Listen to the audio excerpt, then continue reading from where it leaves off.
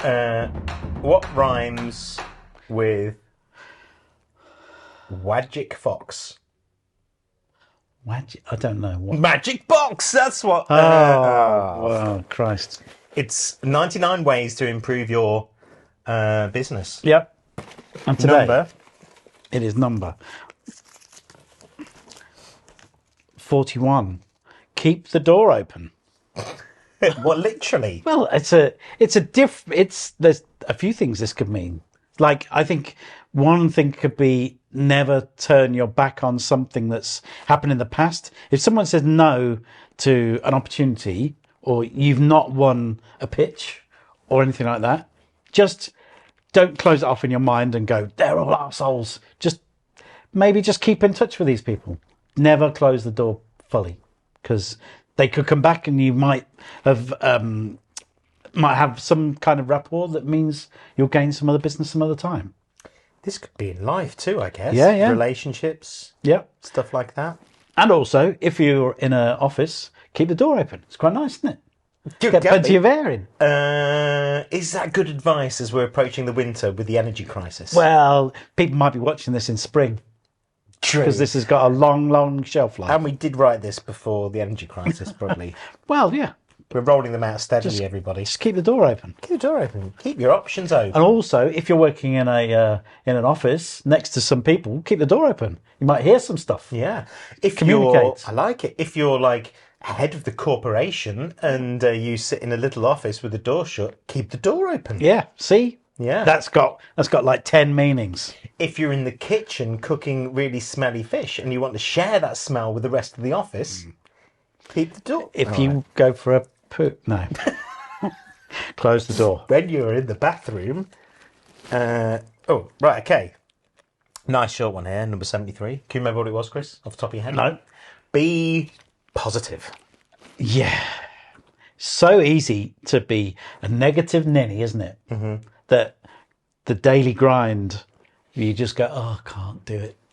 How do you do it then, Chris? How do you switch the script in your head when you're feeling some of that negativity coming out? I would just turn that frown upside down. Turn the frown upside down. I think it's a whole culture of the entire business. You see many businesses that we go into just shoot videos in. You'll see people who have got a positive attitude and people who don't. And it's quite toxic, the people who don't, the way that spreads. Like, a mood in an organisation spreads pretty quickly, no matter what it is. So if you're positive from up the top or a particular standpoint, that can spread throughout your entire business. I think it's a good thing. I think we might do a little blog about ways that you can rephrase things as well to help be positive. One thing I'm trying to do less of is sometimes I feel myself saying it. Oh, what we need to do is such and such, but it's that can be a difficult phrase in itself because we're already putting ourselves in a needy kind of mind frame. So when I say that now, I'm trying to stop myself and instead go, things could improve for us if we. Yes. And just trying to change some of those bits of language. And I've seen a few about, so I think it might be nice for us to. I've signed a check against one of our teams. Oh, you're not going to write it? No, I'm not going to write it. No, oh goodness, it will be out in 2025. I'll get somebody good to write it. Right, next one. 69. Tidy your desk. It's like your environment is really important, and your office should be nice, but your desk should be nice as well. Your ideas should be sort of in clear, sort of easy to find places, not just sort of scattered around. And it starts with your desk and your current surroundings. And if that's a bit zen, then you'll feel a bit better. Most of our audience is marketing managers, business owners. So, not everyone has a desk, I guess. Yeah. But I think the philosophy of this follows the age-old thing of make your bed in the morning and you set yourself up for the day of how you're going to tackle the day. So I think in making sure that the space where you spend most of your time is organised, I think that can bring you more calm. help you to be more positive, more proactive. And relax. Have another one. All right. We made on. I hope it's a We've good done one. 3. So do I. They're all good. 68. 68. Wow. Aren't these properly mixed up? They are very mixed up. Again, not great for the energy crisis. Turn up the heating. Turn up the heating. Is that's probably down to our the people in our office, is it, who get cold? Well, I think I think the point behind this one is about making sure people are comfortable in your environment. That's the wider story here, kids. Yeah, I think so. I mean, it's very easy to sort of just go, the lead someone or just set the temperature for the entire place, whereas that can be wrong because people feel temperature in different ways. Thermostat wars. Exactly. Yeah. We've had that here in the past. And I think making sure that people can be comfortable is the key. And maybe there's some rules of thumb you can shout out together, which is it's probably I find this anyway. I'm okay being too warm, but being too cold is horrible. Yeah. It's just horrible. It's miserable, isn't it?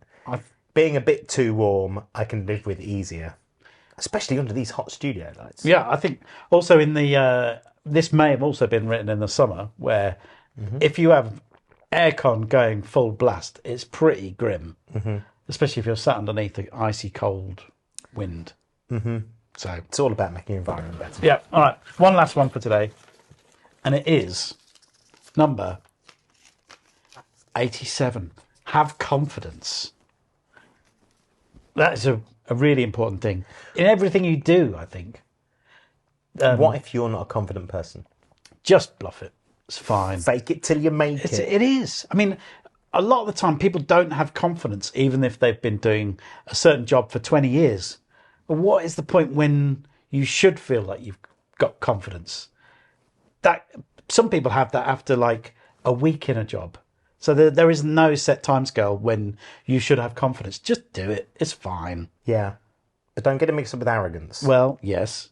Yeah. Because, and I think there's a real difference. I think confidence is having faith that you're probably more knowledgeable than you may sometime. Your imposter syndrome might kick in and have you feel that you're not worthy, you're not right, you're not supposed to be there.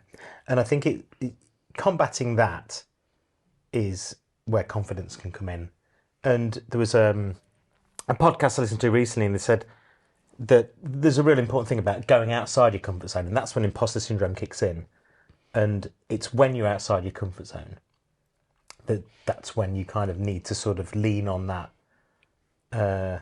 If you haven't got it, just fake it. And there are loads of things you will automatically be confident about. Tying your shoelaces, opening a door, stuff that you're very used to doing. And it's only when you're outside that comfort zone, that's when you might start feeling that lack of confidence, and that can show.